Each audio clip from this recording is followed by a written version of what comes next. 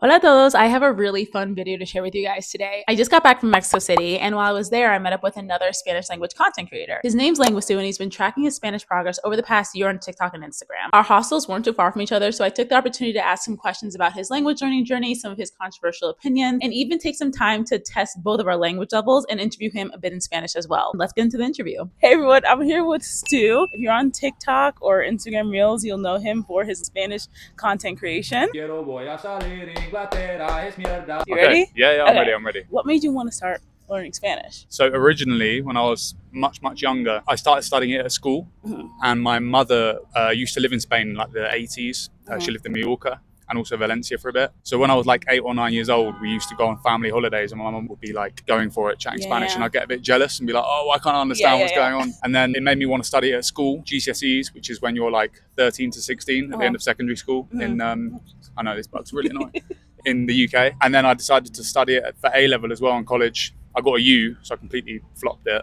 And then I dropped it, sort of like you were just telling me, for like a few years. And then rediscovered my love for it in COVID. And then started studying it again. And then traveled South America with a friend for like 6 months, 2023. And I got a bit humbled with all the accents. What countries did you stop on Did that trip? Colombia, Peru, Bolivia, Brazil, Argentina, Chile. There's quite a few accents in there. Which one did you find the clearest at that The time? easiest, to be fair, was Colombia. Colombia? I thought, because it's very like smooth and very easy to follow. That's been my experience too. Also Peru I found to be pretty Peru's understandable. pretty chill. And then Bolivia is actually like questionably quite hard. But the really? hardest would be Chile, in my opinion. I think like that's the hard. general consensus. What feels the easiest for you, and what do you feel like you have to work the hardest at? Reading, writing, listening, speaking? For me, because I got a U at college, like I was telling you, I've always been quite bad with like the whole tables thing and like the traditional learning stuff. And then when I went to South America, I found it quite easy to pick up sort of like patterns of speech. So I sort of know where the conversation's heading and what words to use in the next situation.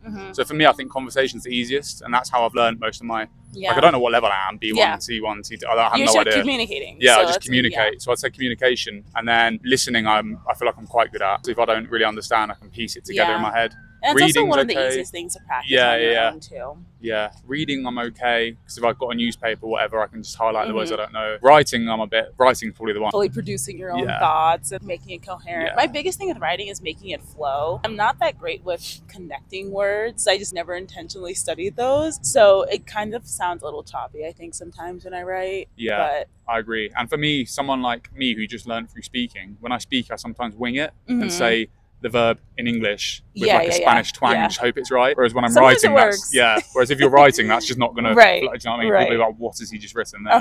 So I feel like writing's probably the hardest for me. We talked about we're kind of around the same level, so we can communicate. I think we both have further that we want to go, but we can have conversations, make friends, do all that stuff. Yeah. Did you ever feel like you hit an intermediate plateau? And if so, how did you get out of it? Or is that not something you really experienced? Nah, I definitely hit a plateau. And I speak about it a lot in some of my old videos. And I say to other people, if you hit a plateau, you just need to keep pushing. Yeah. And it's the same with a lot of things. Like I run a lot, which is also on my channel. And sometimes I feel like I've hit a plateau with that. And I'm like, why am I not getting faster? But you just got to keep pushing with it and find different ways to sort of keep your mind engaged with it. Well, for me anyway, because I get quite easily distracted. So one of them was like making this channel, for example. Forcing yourself to speak. Forcing myself to push myself out of my comfort zone and just like find different methods of learning, basically. I don't know if you guys have seen his videos. You can kind of see the progression of your language, I think. And you said, how long have you been doing them? Posted the first one in like November, I think. Yeah, so it's not even a full year. The fluidity is speeding up. You can tell as an onlooker how much you've improved. So I'd highly recommend watching his videos just to kind of see, and also just as an encouragement for you guys to put yourself out there, whether that's recording yourself or going to some kind of language speaking group or something like that. Yeah, I agree. To practice. Yeah, it's definitely helped a lot in the sense of like pushing yourself out of your comfort zone as well. Out here, I've done loads of interviews, and that's like mad daunting at the time. But then once you get through that barrier, it sort of came naturally, and I really enjoy doing it out here. But like if you scroll back on my channel, if you look at it, like the first videos I uploaded are so bad. Now I feel like I'm a lot more comfortable. I still feel like a bit awkward, like this situation here, I'm a bit like, it's a bit weird. But like compared to 6 months ago, or whenever it was when I started it, I feel so much better. Like people walking past here and I literally just don't really care. In this moment, where are you at with your Spanish? What do you feel is the most challenging for you, something that you're trying to overcome in whatever category? I think it's like we were just speaking about the plateau. I feel like I'm plateauing a bit now with like my speech and my vocabulary.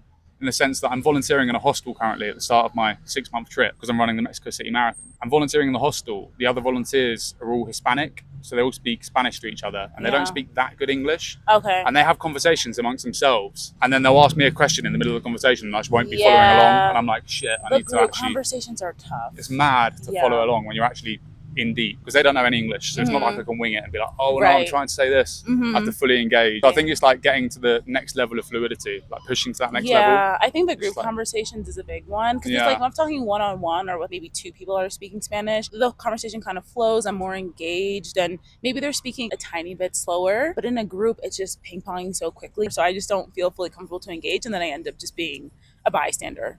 And that's something I'm really looking forward to in whatever the next stage is not feeling like that. Yeah, definitely. What's some advice that you'd give to your early language learning self? Do you know what it is? I think it's consistency is the mad one. It's a boring answer, but it's true. Yeah, because even because I used to use Duolingo, which I have a love-hate relationship with massively, but I would say just being consistent with it, because even with something like Duolingo, if you do it for 5 minutes a day, it's way more beneficial than 2 hours once a week, in my opinion, because it stays fresh in your mind. That's the truth. Yeah, whereas you take like half an hour of that hour lesson once a week to sort of remember the stuff you learned the week before. Whereas if it's daily in your mind, then that's kind of good.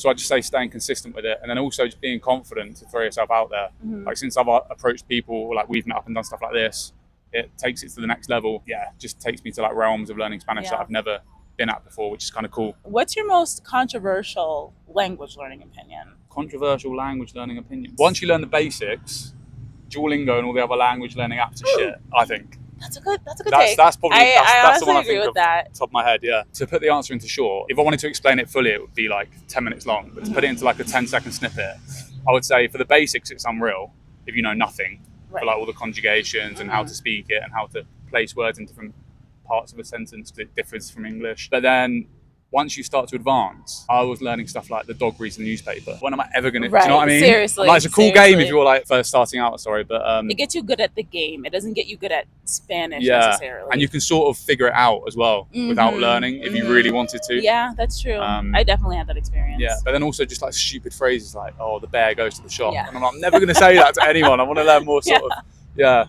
So I would say that is my controversial opinion. And now we're going to cambiar el chip y hablar en español. Okay. No hemos practicado nada en español. De verdad, no he hablado nada de español hoy porque estaba de viaje y vamos a ver qué va a pasar. ¿Qué piensas de México? ¿Es tu primera vez aquí? No, he estado en México antes en una vacación de familia, pero cuando era muy joven y era en Cancún. Entonces no es México. Sí. Las personas acá me han dicho que no era México. Entonces, no, sí, es mi primera vez en la Ciudad de México, en el país de México. Me encanta mucho, la gente acá está mucho más amables contra España, por ejemplo. Sí, es verdad, estaba en España hace un mes y aquí es tan fácil conocer gente y hablar y tener una conversación muy amable, pero en España es como un poco difícil, son un poco duros quizá con desconocidos. Sí.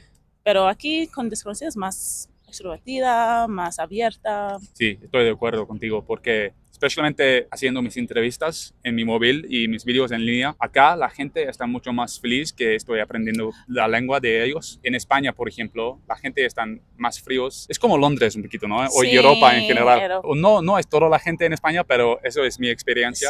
Acá la gente, cuando hablo en español, están como, ¿dónde aprendiste español?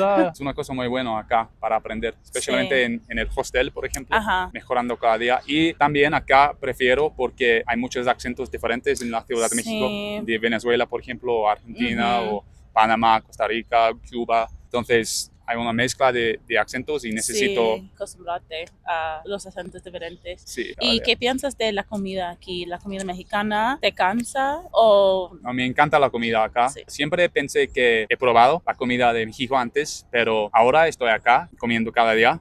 Me di cuenta que nunca he probado en mi vida, porque la comida acá es diferente contra la comida de México en Londres, por ejemplo. En Estados Unidos tenemos Tex-Mex. Es un tipo de comida totalmente diferente que la comida realmente mexicana. Pero me encantan las tortas, tacos, pero yo sé es un poco mal para mi salud. Tengo entrenamiento por un maratón en este momento también. Por ejemplo, en domingo tomé muchas cervezas en un barco en el sur de la ciudad. Y hay que vivir la vida, ¿no? Sí, después comí 8 tacos y la mañana del lunes sentí muy mal, pero sí. ¿Qué te ha sorprendido sobre México? La gente están muy amables, la cultura es mucho más abierta acá y también, poco extraño, pero la primera cosa que venga a mi cabeza era la comida. Y la comida acá es muy grande, como Ah, la sí, comida es de Estados Unidos. cierto. Porque soy de Inglaterra y las porciones están un poco pequeños, pero acá la cosa me llama de atención más era las gaseosas. Están muy grandes acá. Sí. Están muy grandes acá. Sí, No me sí, di cuenta. es un poco sorprendente. Y mi última pregunta es, ¿has aprendido palabras mexicanos? Sí, solo llegué hace 11 días ahora, pero conozco ¿qué onda, güey? Un Aguas. clásico. Aguas es como Como cuidado. cuidado, sí, Sí. aguas. No mames. No mames. Yeah, no mames. En chingón. Chingón. Es muy Yeah. mexicano. Pero la gente en mi hostel siempre están diciendo, no mames, Sí. qué onda, qué onda. Every other word. Yeah, every other Casi. word. Pues Sí. muchísimas gracias. Thanks for watching this video. Let's plug your TikTok one more time. Yeah, Language Stew down there. So check it out. And Okay, see you cool. guys later. No, Bye. thank you very much. See you later.